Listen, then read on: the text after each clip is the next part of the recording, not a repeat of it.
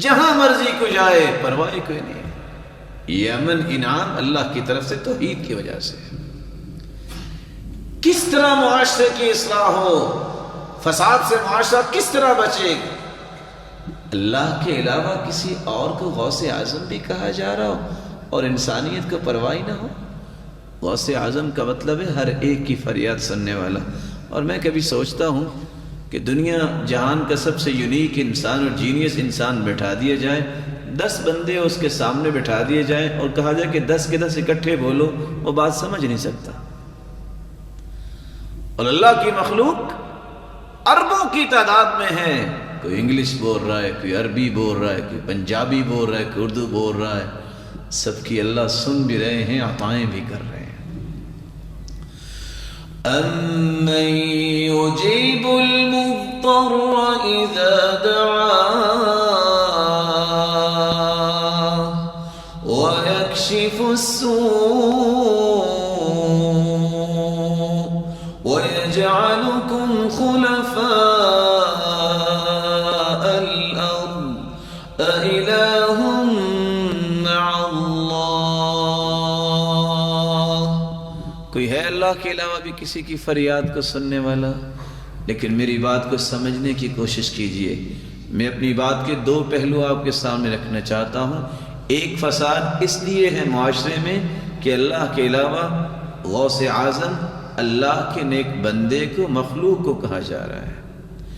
دوسرا فساد اس وجہ سے بھی ہے کہ اگر کوئی ایسا کہہ رہا ہے اس کو گالی دینا اور اس کو کافر قرار دینا اور لڑائیاں شروع کر دینا، فساد اس وجہ سے بھی ہے.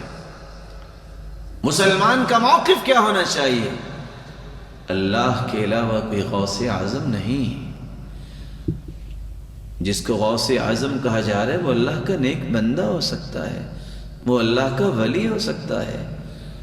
اور کسی مسلمان کے لیے گنجائش ہی نہیں کہ وہ کسی کو گالی دے دے.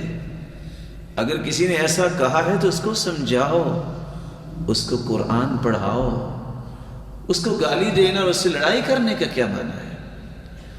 جب حدیث یہ کہتی ہے لا تسبوا الشیطان، شیطان کو بھی گالی نہ دو، پھر اس نیک آدمی کو جو اللہ کے پاس جا چکا ہے، لوگ اگر اس کو کہہ رہے ہیں غوث اعظم، تو اس کو گالی دینے کا جواز کہاں سے ہے؟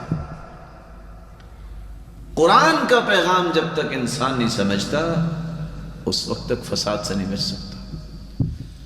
فساد کیوں نہ ہو؟ گنج بخش خزانے دینے والا تو اللہ کی ذات ہے. مخلوق میں سے کسی کو کہا جائے کہ گنج بخش ہے، فساد کیوں نہیں ہوگا؟ جن کے عقائد میں خلل ہے، جب وہ ایسا کہیں گے، جن کے عقائد صحیح ہیں، وہ کیسے برداشت کریں گے؟ لیکن میں کہتا ہوں ان کو بھی برداشت کرنا چاہیے. اپنے اخلاق کو تو مت گرائیں. ان کا کام تو پہنچانا ہے اچھی بات، ان کا کام تو سمجھانا ہے.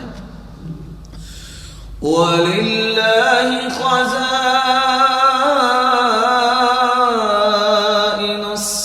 السَّمَاوَاتِ وَالْأَرْضِ. زمین و آسمان کے خزانوں کا مالک تو اللہ ہے، تو اللہ ہی دے سکتا ہے. خزانے اللہ ہی دیتا ہے، محروم بھی اللہ ہی کرتا ہے. جس کو گنج بخش کہا جا رہا ہے وہ تو اللہ کا نیک بندہ تو ہو سکتا ہے، وہ اللہ کا ولی تو ہو سکتا ہے، لیکن رب نہیں ہو سکتا. اس سے پہلے یہ سمجھیے کہ وقت آنے والا ہے اللہ کی طرف سے ایک ترازو لگایا جائے گا. اتنا بڑا ترازو، اتنا بڑا ترازو.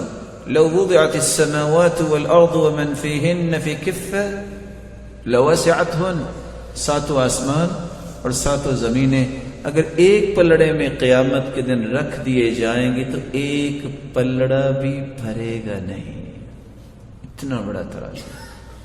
لیکن کون سے اعمال ہیں کہ پلڑا بھرے گا؟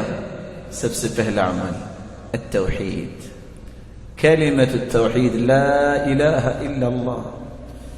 جس توحید کے لیے اللہ ذو الجلال نے انبیاء کو بھیجا، جس توحید کے بغیر انسان کی نہ دنیا میں نجات نہ آخرت میں نجات، جس توحید کو عام کرنے کے لیے انبیاء کو مبعوث کیا. قیامت کا دن ہوگا، لمبی حدیث ہے، ایک آدمی کی کوئی نیکی نہیں نکلے گی. سوچے کہ مارا گیا، اللہ کی طرف سے اس سے کہا جائے گا پریشان نہیں ہونا، ایک نیکی ہمارے پاس تیری ہے۔ اللہ وہ کون سی نیکی ہے؟ فرشتہ اس وقت لے کے آئے گا۔ کیا لے کے آئے گا؟ ایک بطاقہ، ایک چھوٹا سا کارڈ لے کے آئے گا۔ اس پہ لکھا کیا ہوگا؟ لا الہ الا اللہ۔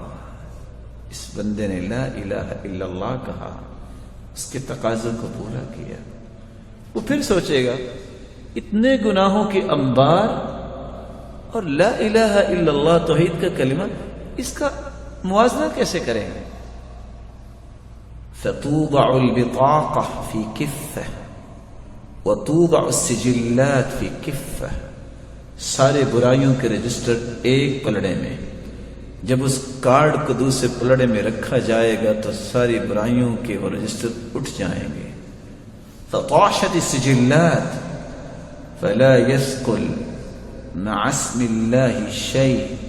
اس کے اس کارڈ کی وجہ سے ہی، اس کلمے کی وجہ سے ہی نیکیوں کا پلڑا بھاری ہوگا اور اللہ اسے جنت میں بھیج دیں گے۔ جس نے اپنے رب کو ناراض کر لیا ہے وہ رحمتوں کا نزول کیسے فرمائے؟ توحید کو جب تک خالص نہیں کیا جائے گا اس وقت تک اصلاح نہیں ہو سکتی، معاشرے کی فساد ہوگا۔ سبسکرائب کیجئے ہمارے چینل اور دبائیے بیل کا آئیکن تاکہ آپ کو ریگولر نوٹیفیکیشن اپڈیٹس مل سکے۔